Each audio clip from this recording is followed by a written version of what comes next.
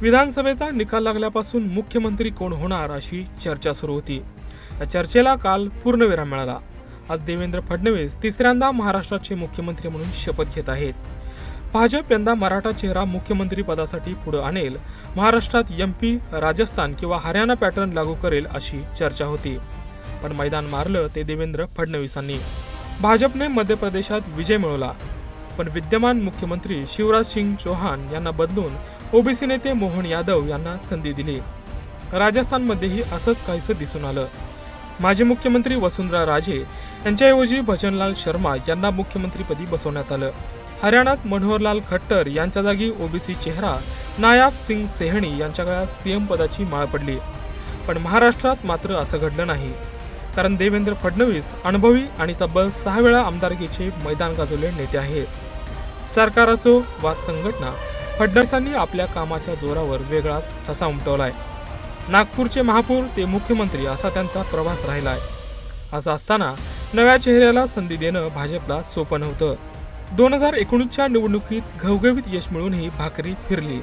उद्धव ठाकरे महाविकास आघाडीसोबत गेले आणि फडणवीसांना विरोधी बाकावर बसावं लागलं।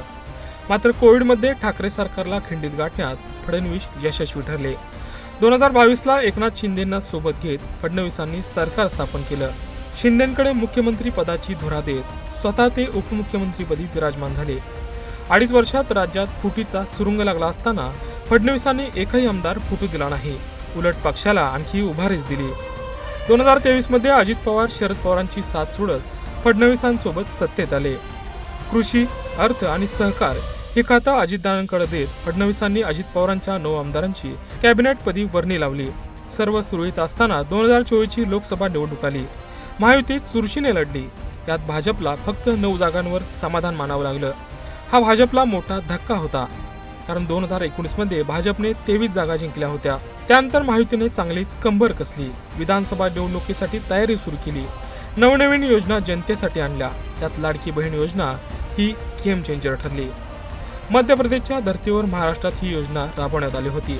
त्यामुळे राज्यातील निकालात एकहाती सत्ता मिळवण्यात महायुती यशस्वी ठरली आणि महाविकास आघाडीला 49 जागांवरच रोखलं। या सर्व घडामोडीचं केंद्रबिंदू ठरले ते देवेंद्र फडणवीस आणि या सर्व कारणांमुळे भाजपला फडणवीसांना डावलून एमपी, राजस्थान किंवा हरियाणा पॅटर्न राबवणं शक्य झालं नाही। त्यामुळेच आज देवेंद्र फडणवीस मुख्यमंत्री पदाची शपथ घेत आहेत।